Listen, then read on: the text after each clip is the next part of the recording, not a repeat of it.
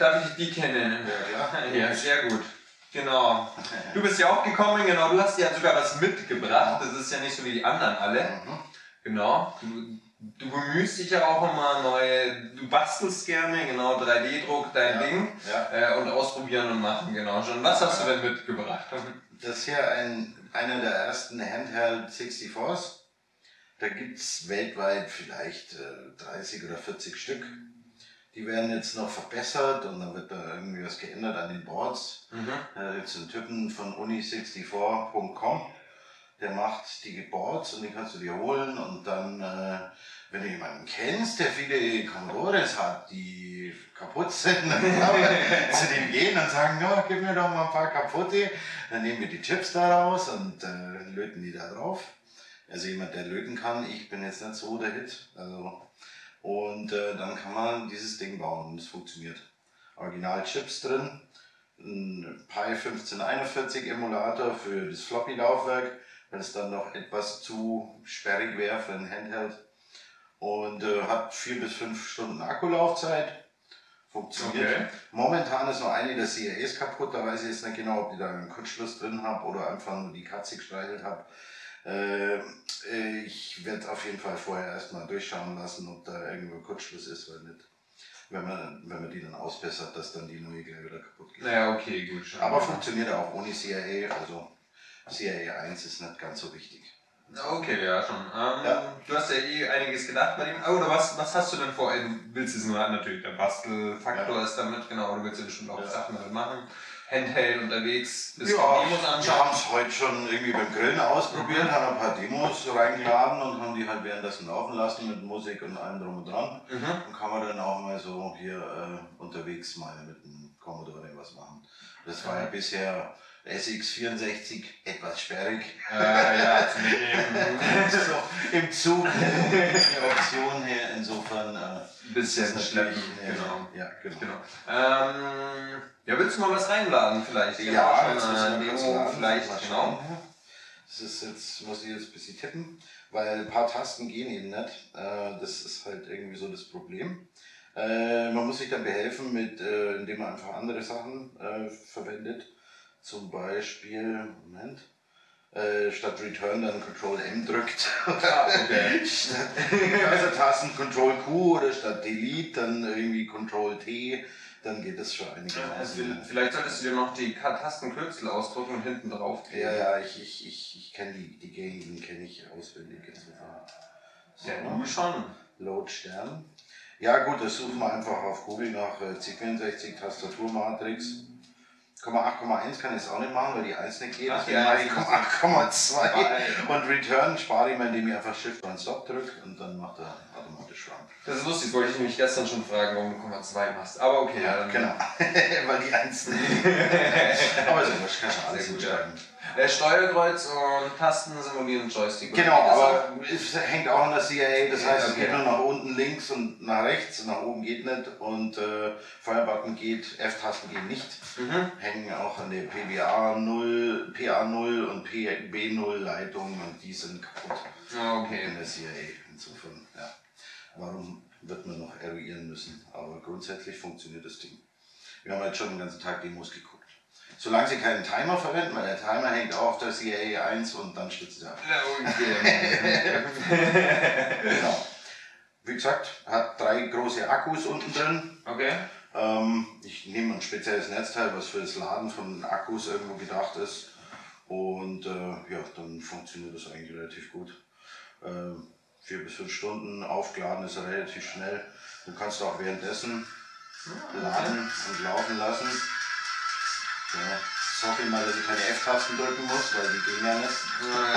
Und da gibt es auch keine Control-Keys dafür.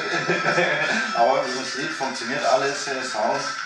Man hat hier noch einen Kopfhöreranschluss, hier einen Joystick-Switcher, kann man zwischen Joystick 1 und 2 umschalten. Hier habe ich noch Buttons eingebaut, wo man dann das Videosignal irgendwie anpassen kann. Helligkeit, Sättigung etc. pp. Und hier sind die Buttons für den Pi 1541, da kann man dann währenddessen die Diskette wechseln oder aus der Emulation rausgehen. Diskette wechseln war ja ein Problem am Anfang. Genau, das war eben das Problem, weil die Leute, die das Ding designt haben, haben gesagt, okay, du lädst am Anfang den File-Browser 64, kannst dann einen D64 mounten und das war's dann. Und ich dann so, ja, Moment, speichern tut er nur, wenn ich aus der Emulation rausgehe. Aber ich habe gar keine Möglichkeit, aus der Emulation wieder rauszugehen. Das heißt, ich kann das Ding nichts speichern. Oder wenn ich irgendein zweiseitiges Spiel habe oder zweiseitige Demo, kannst du keine Diskette wechseln. Das geht halt einfach nicht. Okay. Und da haben sie dann eingesehen, ja, vielleicht wäre es nicht schlecht, wenn wir ein paar Buttons und das Display dann auch noch reinbauen und so. Das heißt, die neue Variante von dem Motherboard hat dann schon Pinheader, wo du dann irgendwo die Pi 1541 direkt anschließen kannst. Ich habe es jetzt direkt an die Pins hingelegt. Der hat meine Lötskills gerade noch so gereicht. Ach, sehr gut. Und ja, genau.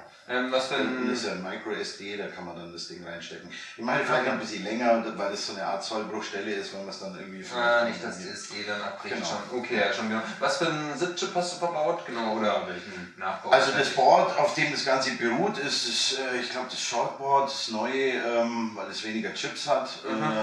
Und da ist dann auch der neue SIP drauf und der zieht auch weniger Strom als der alte, was natürlich beim Mobile wichtig ist. Und entwickelt weniger Wärme, was auch wichtig ist. Insofern ja. Ja, okay, ja schon. Also auf jeden Fall ein cooles Teil. Ja. Bin echt stolz. Du hast ja schon mal, der sieht aus wie ein Gameboy. Ja, ich habe größer, ja. schon jetzt die letzten Tage erfahren, genau, du verschenkst dir gerne deine Gameboys. Ach so. Ja, irgendwie mich ja ausgeliehen und dann der gibt es an den weiter und der weiß dann immer, wo er ist und dann auf einmal ist der Gameboy weg. Alles klar, ich würde es dir mal ausleihen dann.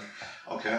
Ja, und wenn du das hier reparierst. Also, ja, ich habe da einen ganz guten Kontakt hier, ganz bestimmt. Genau. Also wie gesagt, ich kann da alles sehr cool.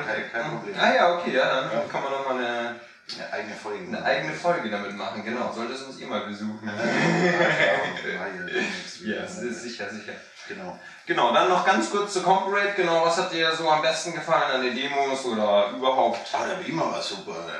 Der erste Laserbeamer, den ich gesehen habe in meinem Leben, also war echt ein super geiler Beamer. Ja. Habt ihr echt toll gemacht. Irgendwo so Soundanlage war auch okay. Alle waren versorgt hier mit Zeug und Fresserei und Pulled Pork und was weiß ich alles. Da ich richtig ins Zeug hängt, das war echt cool. Ja, okay. Ein paar mehr Leute hätten irgendwo kommen können, aber einige sind wohl irgendwo abgesprungen oder woanders. Ja, leider. Es gab ja in Stuttgart, glaube ich, auch irgendein Satellite oder so. Das zieht dann natürlich irgendwo Leute weg. Aber grundsätzlich war es cool. Ja, wenn es näher ist.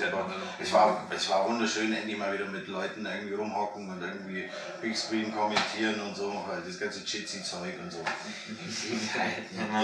Genau, eben ist es nicht. Hast du auch was eingereicht? Ja? Nee, nein. Ich hauptsächlich mit dem Ding. Eigentlich wollte ich am Freitag schon kommen, aber ich habe den ganzen Freitag an dem Ding rumgeschraubt und ausdrucken und nochmal ausdrucken und passt noch nicht und mit dem Dremel irgendwo rumgefeilt, weil irgendwo nur ein Chip gedrückt hat und Kontakte abkleben, weil die Boards sandwichmäßig aufeinander liegen und dann irgendwo keinen Kurzschluss kriegen sollen. Und war ein rechtes Gefrickel, aber das habe ich ja ganz gut. Aber hast du gut hingelegt. Der sieht auch gut aus, fühlt sich auch gut an in der Hand, genau, muss ich sagen. Echt geiles Teil, schon. Ich habe mir noch überlegt, es gibt ja diesen einen Typen, diesen Engländer, wie heißt der, Woodyard oder so ähnlich, der hat für den C64 Mini, für diesen kleinen, hat er eine funktionierende Tastatur gemacht. Ah, okay, ja, schon, ja. Also der hat da irgendwie die Tasten, zuerst hat er angefangen irgendwo die Originaltastatur und dann schleifst du dann irgendwo die Bodenplatte ab und hast die einzelnen Tasten und die werden dann irgendwie mit Epoxidharz auf die Knöpfe draufgeklebt.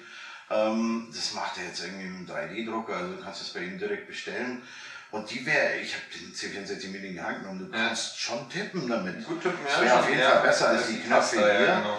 Der passt da, genau. Genau, und wenn du das jetzt so hast, dann kannst du mit den Daumen relativ gut tippen. Und dann habe ich überlegt, vielleicht machst du eher so eine PSP-mäßige Konfiguration, wo dann oben der Bildschirm ist, rechts davon die F-Tasten und unten diese C64 Mini-Tastatur. Und links und rechts Akkus drin, dann kann man eigentlich so einen Quer-64er ganz gut abfahren. Richtig cool, wäre ein cooles Projekt. Das wäre natürlich dann das nächste, aber momentan bin ich jetzt erstmal happy, dass das Ding funktioniert. Das glaube ich dir, schon viel Arbeit reingesteckt. Genau, muss ich dem Pitt danken. Der Pitt hat die ganzen Lötarbeiten, also Auslöten, Einlöten, die Hauptlötarbeiten gemacht. Ich habe bloß ein paar Kabel irgendwo eingelötet. und dem Uni64-Typen, der das Ganze irgendwie losgestartet hat. Ja. Aber ich habe ja auch ganz gutes Feedback geliefert mit dem Pi 1541. Ja, hat das dann wieder verbessert. Also es ist so eine Art Joint Venture. Das ist ganz gut. Also die Demo-Szene oder die Szene, Leute, die arbeiten gut zusammen, genau schon, na, sehr gut. Noch eine kurze letzte Frage, genau, sollen Andi und Peter nochmal eine Comparade organisieren oder kommst du dann nie? Ja, da natürlich. Das ist halt weit. Ja, sehr gut, genau. Schon mal vorbei. Ich war bei den letzten Jahr auch da. So, ja, stimmt, genau, letzte vor 20 Jahren, genau, da warst du sogar auch da, genau. Ja. Sehr gut. DK, vielen Dank. Genau, schon kannst du gerne noch ein Poster mitnehmen. Das hätte ich mal jedem sagen sollen. Genau, die werden eh schon geklaut, deswegen. Ja.